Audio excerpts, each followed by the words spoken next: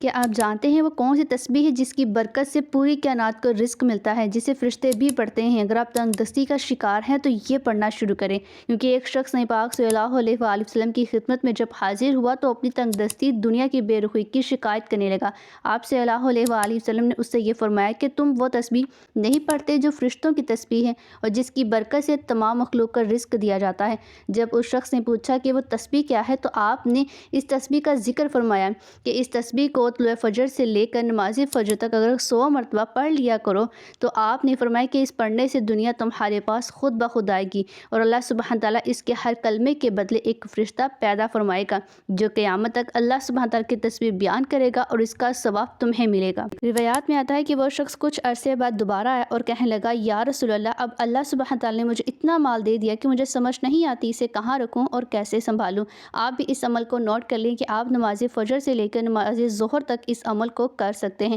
آپ چاہیں تو نماز فجر کی سنتوں اور فرضوں کے درمیان بھی ان کلمات کو جو کہ آپ کو شو ہو رہے ہیں، آپ نے کم از کم ان کو 100 مرتبہ دوہرا لینا ہے اور اس عمل کو کرنے سے پہلے کامنٹ میں لا الہ الا اللہ ضرور لکھیں۔ اگر آپ بھی رزق کی تنگی سے پریشان ہیں تو آج ہی سے اس نبوی وظیفے کو اپنی زندگی کا حصہ بنائیں۔ اس پیغام کو صدقہ جاریہ سمجھ کر دوسروں تک لازمی شیئر کریں، کیا پتہ آپ کی وجہ سے کسی کی پریشانی حل ہو جائے۔